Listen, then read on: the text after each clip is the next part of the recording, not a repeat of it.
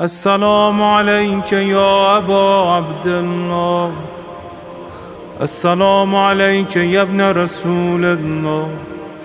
السلام عليك يا خيرة الله وابن خيرته.